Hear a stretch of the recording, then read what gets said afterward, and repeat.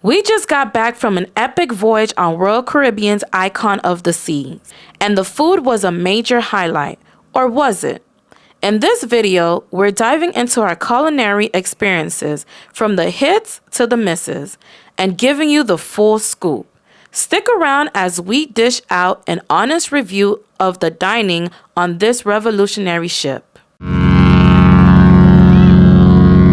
Welcome back to our channel, guys. It's your host, Vince. And your girl, Arlene. And we're the Royalty Adventure. Thank you guys for tuning in into our video and our channel. And we want to say this is our first segment of food reviews offered on cruises.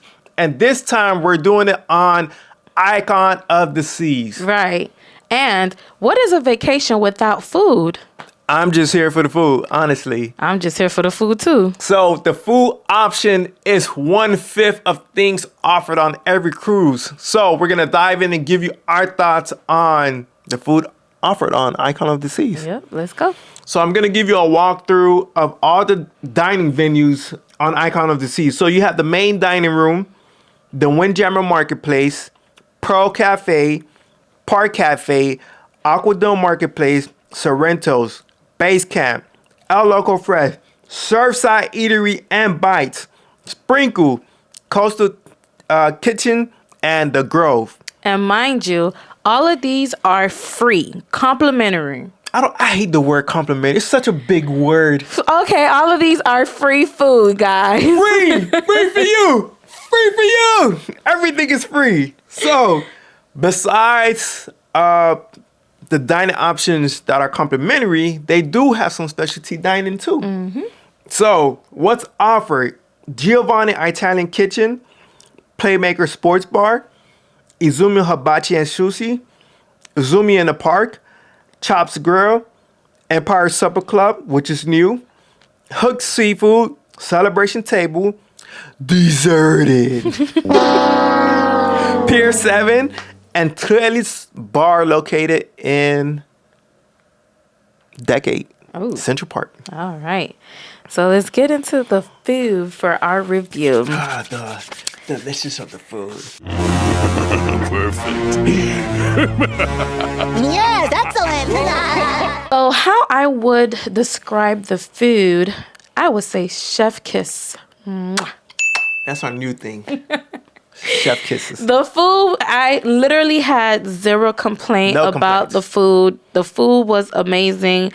I would start off with the Windjammer, which is the buffet. Breakfast, lunch, and dinner. Everything was hot. Everything was fresh. It was amazing. Zero complaints. And it was to the point where even, I think like the day before our last day, the chef and the staff came out and they were asking us how we thought the food was, if we thought that there could be any improvements. And let me say, that was shout out to the chef. They did a very great job in the Windjammer and overall across the whole ship. Right. And that was the first time that we've experienced the chef coming out asking us about the food and what they can do better. But honestly, I liked it just the way it was. I mean, listen, we've cruised on so many other ones before where at the buffet, the Windjammer, they offered lobster tail, fried coconut shrimp, which we had before, lamb chops, steak, freshly made steak. Yes. It was just a lot of food to eat. There were times I was like, whoa, let me slow down. But there were some stations where you were able to make your own pasta.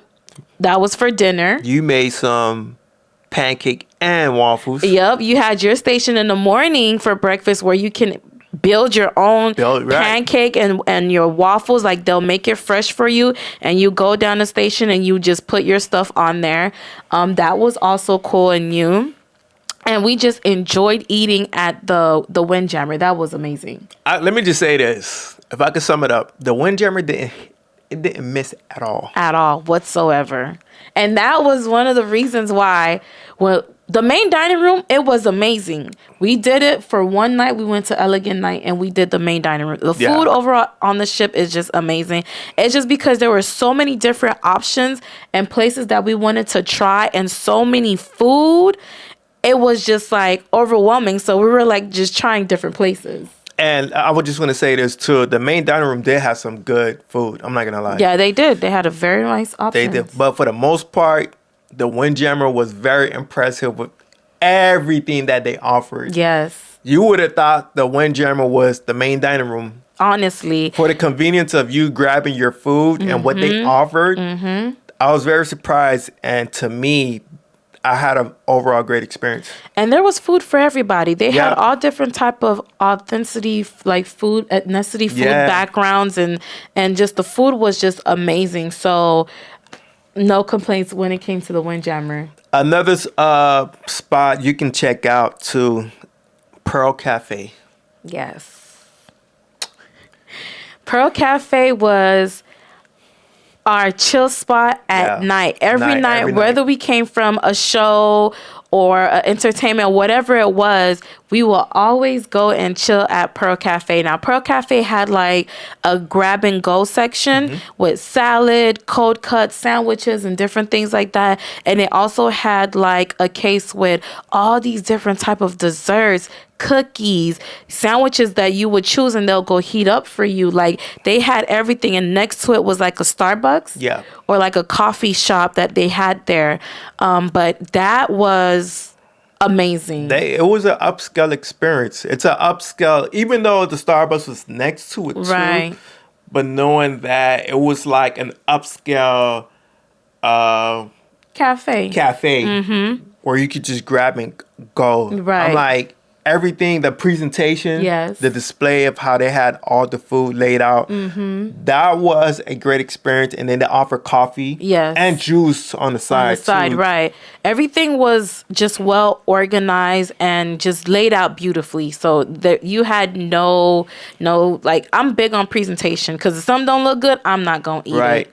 I'm big on presentation, and it was amazing. And right downstairs was Sorrento's, the pizza. I'm gonna keep doing that because everything was amazing. Like you just have to try it. But right downstairs was the pizza line. It'll be like midnight, 2 o'clock in the morning. The line is crazy for pizza, or whether you're at Pearl Cafe, because I think those were the two spots that were open up late at night. Yeah. So those were amazing. What else we had? Let me say this though. Those cookies on that ship. I don't know what y'all put on them cookies, but it felt like y'all put some little extra. Those cookies were crack, okay? Like we had to have those cookies every day. We don't want to use that language, that term crack, but I do feel like they did do that. So it was just so addictive. It was good. It was. Base camp is located in Thread Island, so if you're in the water slides area or hideaway, like if you need somewhere to go and grab something to eat, they did offer hot dogs and hamburgers and different things too. You do have to pay additional for. Aquadome Marketplace. That right there, it was like a mini food court. And they had so many different options that you can choose from. You said it had ginger, creme de la creme, the Max. It was just like, he had the mac and cheese with pepperoni. Never heard of that before. Very creative, but it tasted amazing. Ginger was also amazing too. But can you tell, like, when you go to a mall, like, how they have different cuisines? And they offered it like 5 in 1. Yep. Desserts, entrees. Yeah. And then if you needed something healthy too, that was there too. And they also had a Mediterranean spot too. Yes. With sandwiches and stuff. So that was, I'm telling you, it was a variety. Like there is no way you couldn't find something that you didn't like. So every time I do that, I'm telling you guys, check out these venues. Listen, I could use some of Icon food right now. It's making me hungry talking about it. Of course, El Loco Fresh is, they serve Mexican food, the tacos, and quesadillas. Yeah. And what else? Burritos? Burritos. Yeah, burritos too. You can make your own. So this new venue is added in Surfside neighborhood, Surfside Eatery and Surfside Bites. Can I do this first? Go ahead. Chef kiss. Yes. They did their thing on this cruise ship. Yes. At the Surfside Eatery, the food was just, listen, they had this one barbecue chicken. It was just so fresh and tender and juicy. Fall off the bone. It was so good. Well seasoned. Yes. It tasted so good. Like, if you guys are going on Icon, be on the lookout for Surfside Eatery because they have some good food in there. And I think there was like the meatball sliders. Oh my gosh. I'm going to keep doing that because they hit it. The meatball sliders was on point. It was on point. It was really good. The food there is hot and fresh. They're not going to serve you any cold food. It's just hot and fresh. Everything was just like, the fruits were fresh. The desserts were good. Everything, like when I say zero complaints about the food, everything for our taste buds, again, this is our opinion, it was amazing. So it was a mixture of greens, good carbs. Yes. Great meat. Yeah. They had ribs, the chicken slider, meatball slider, and then the dessert area. Right. It was freshly made. No complaints at all. No complaints. And then too, while the kids are playing, you could also grab hot dogs, hamburger, churros. Yeah, they did have that too. They had cookies. They had the ice cream. I think it's sprinkles. The sprinkles, yeah. Sprinkles. And then they have a bar too. Yes, I think it's called the lemon bar or something like that. Yeah, the lemon bar. Now, if you do need, they did offer Pier 7, which is a specialty dining venue. They had arcade, and then they have the sweet store where you could buy like candies and stuff. Yeah, but I must say, like, everything was amazing to me. Yes. So another place that we did check out too was Deserted. Yes, we did. We went there and we grabbed milkshakes. Yeah. So that place, they make like all these creative milkshakes where they add all this stuff in there. They had like popcorn, Oreo cookies, Kit Kat, sweets, chocolate, candy, all this stuff to make a very creative milkshake. Yeah. And it was a one and done. Yes. I would never do it again because it's overwhelming with all of those sugars and sweet rush. Wasn't the straw like edible? Oh yeah, too? it was like edible. It was like edible straw. Everything on there was sweet. They had put like sprinkles in all around the edge of the cup. Like it looked nice. The presentation was beautiful, but that thing was so sweet, very sweet. But it tasted good though. So we like to give a category rating of the food options offered on Icon of the Seas. Yep. So we came up with a score from our experience, right? And what we gave Icon of the Seas from all the food offered, and then from our taste bud, what we were looking for, we gave it a 5 out of 5. 5 guys. Chef kiss. That's probably my 5th kiss too. So the food was very good. It was on point, and it exceeded my expectation. Yeah, it was up to par. I mean, I ate so much on this. I had to control myself. Right. Although we here for the food, but it was everything. Like I said, zero complaints. All the food was amazing. If you're on Icon of the Seas, please make sure to check out these venues.